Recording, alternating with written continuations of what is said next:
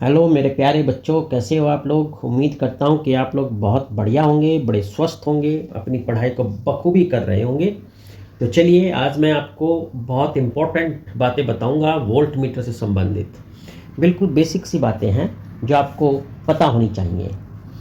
तो पहली जो बेसिक बात है वोल्ट मीटर से संबंधित वो ये है कि वोल्ट मीटर को हमेशा आप पैरेलल में कनेक्ट करते हो सर्किट के। तो भाई अब बात आती है कि पैरेलल में हम इसको क्यों कनेक्ट करते हैं, इसको सीरीज में क्यों कनेक्ट नहीं करते।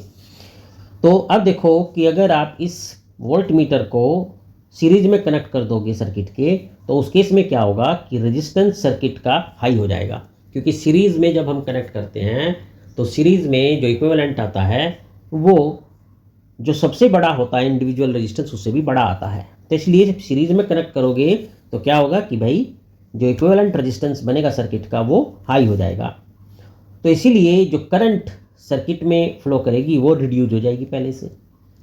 ठीक है, तो पहली बात क्या होगी कि सीरीज में कनेक्ट करने से रेजिस्टेंस हाई हो गया, हाई रेजिस्टेंस होने से सर्किट में करंट रिड्यूज हो जाएगी। तो इस केस में क्या होगा कि जो वोल्ट मीटर होगा वो जो ईएमएफ होगा बैटरी का, ठीक है, समझ में आई मेरी बातें। तो वोल्ट मीटर बैटरी के ईएमएफ को सही से मेजर करके आपको नहीं बताएगा, उसकी एक्चुअल वैल्यू कितनी है वो आपको नहीं बताएगा। ठीक है, क्योंकि इस केस में क्या रहा कि भाई सर्किट का रेजिस्टेंस जो है हाई हो गया और करंट उसमें कम हो गई। पहली तो बात ये थी।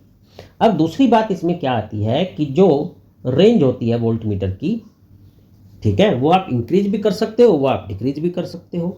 जबकि आपने देखा था कि एमीटर में आप रेंज को इंक्रीज तो कर सकते थे बट डिक्रीज नहीं कर सकते थे, लेकिन वोल्ट मीटर के केस में आप इंक्रीज भी कर सकते हो और आप डिक्रीज भी कर सकते हो।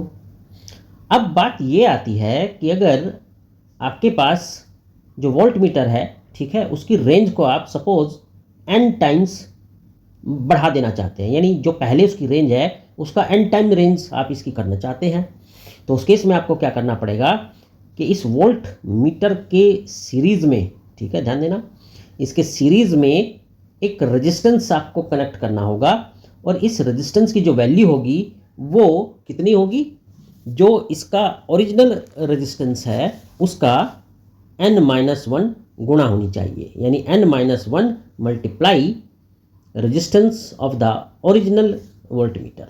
ठीक है, तो फॉर एग्जांपल अगर सपोज जो ओरिजिनल वोल्ट मीटर है आपके पास, ठीक, उसकी रेंज को आप 10 गुना बढ़ाना चाहते हैं। तो अगर 10 गुना बढ़ाना चाहते हैं और उसका ओरिजिनल रेजिस्टेंस सपोज 10 है, तो उस केस में जो नया रेजिस्टेंस आपको इसमें सीरीज में कनेक्ट करना पड़ेगा वो कितना होना चाहिए, 9 मल्टीप्लाई 10, यानी 90 का, 90 ओम का। ठीक है, मेरी बात ये आपको समझ में आ गई। दूसरा एग्जाम्पल अगर दूँ मैं, अगर सपोज ओरिजिनल रेजिस्टेंस आपके पास 50 है और आप इसको 10 गुना बढ़ाना चाहते हैं, तो आपका कितना रेजिस्टेंस लगाना पड़ेगा, 9 मल्टीप्लाई 50, यानी 450 ओम का रेजिस्टेंस आपको इसके सीरीज में कनेक्ट करना पड़ेगा ताकि आप इसकी रेंज को 10 गुना बढ़ा सको। तो ये बात आप ध्यान रखना। और दूसरी बात इसकी जो मैं बताना चाहता हूँ वो ये है कि जो वोल्ट मीटर होता है बेसिकली हाई रेजिस्टेंस इंस्ट्रूमेंट होता है, और आइडियल वोल्ट मीटर का जो रेजिस्टेंस होता है ना वो दोस्तों कितना होगा, वो होगा इनफाइनाइट। ये बात बहुत अच्छे से ध्यान से सुनना, आइडियल वोल्ट मीटर का रेजिस्टेंस कितना होता है, इनफाइनाइट होता है। ये बात बहुत ध्यान से आप लोग अपने दिमाग में जमा के रख लेना। तो चलिए, उम्मीद करता हूँ आपको ये फैक्ट्स बहुत पसंद आए होंगे, आपको बहुत काम देंगे। अपना ध्यान रखना, कोई भी डाउट हो तो कमेंट बॉक्स में कमेंट करके ज़रूर बताना। चलिए, आपका दिन बहुत बहुत शुभ हो।